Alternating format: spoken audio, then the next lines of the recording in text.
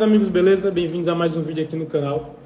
Meu nome é Marinho, sou fisioterapeuta especialista em joelho e hoje a gente vai falar um pouquinho sobre qual o tempo ideal para a reabilitação do ligamento cruzado anterior, o LCA. Então, sem muita enrolação, vamos para o vídeo. Vamos começar um pouco antes, lá para trás. Então, antigamente, tanto os fisioterapeutas como os médicos, eles tinham que o mais rápido é melhor.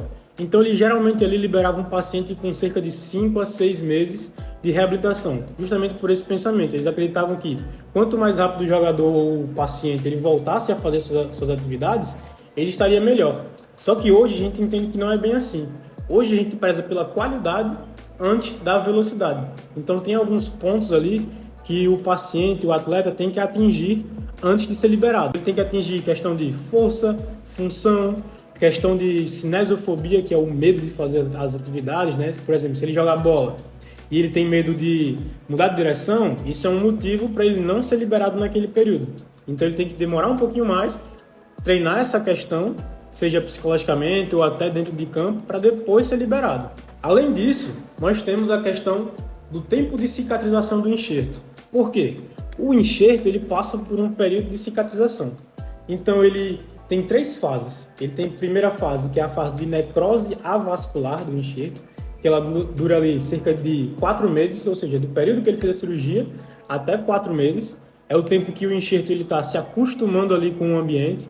Como ele veio de um tendão, e ele vai fazer a função de ligamento, ali é o período que ele está se acostumando com aquele ambiente. É o período mais crítico da reabilitação do LCA, porque é o período que ele está mais fraco, vamos dizer assim. Depois disso, tem a fase de proliferação, que é uma fase em que substâncias são trazidas para o enxerto para que ele fique mais forte. Então ele já é uma fase mais avançada, que o enxerto aguenta mais exercício, então ele consegue fazer um exercício com angulação maior, consegue fazer exercício mais intensidade, porque ele justamente tem várias substâncias que estão chegando lá para que ele fique mais forte, vamos dizer assim. E essa fase ela dura dos 4 meses até mais ou menos ali o 9º, 10º mês. E tem a fase de maturação do enxerto, que ela vai do 10º mês até 2 anos depois da cirurgia. Só que a gente sabe que os pacientes eles não ficam 2 anos. Por quê? Porque essa fase ela demora um pouquinho mais. Não quer dizer que o enxerto não está pronto antes, mas ela é uma fase que ela é um pouquinho mais demorada. E sim, você pode fazer suas atividades antes disso. Geralmente ali na fase de proliferação você já está sendo liberado para fazer suas atividades. E essa última fase, a fase de maturação, é uma fase em que o enxerto ele vai adquirir propriedades de ligamento, porque ele está fazendo a função do ligamento cruzado anterior, do LCA. Então o LCA ele foi retirado e colocaram esse enxerto no local. E como ele era um tendão, ele fazia a função de tendão.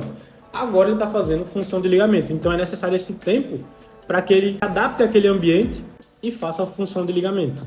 Também tem outro dado interessante, que é um estudo feito com pacientes que passaram pela cirurgia do LCA, que mostra que a partir do 6º mês, a cada mês que você atrasar a sua reabilitação, você tem 51% menos chance de lesionar de novo, de ter uma segunda lesão do LCA. Então é como se no mês 6 você tivesse essa chance de lesão que é muito alta, aí no mês 7 isso diminui em 51%, no mês 8 diminui mais 51%, e no mês 9 em diante diminui mais 51%, até chegar nessa chance de lesão, que é muito mais baixa do que a do mês 6. Então fica muito fácil de decidir qual é o período ideal para que o paciente seja liberado da reabilitação do LCA. Então, só para vocês entenderem, o ideal é o paciente ser liberado com 9 meses de reabilitação.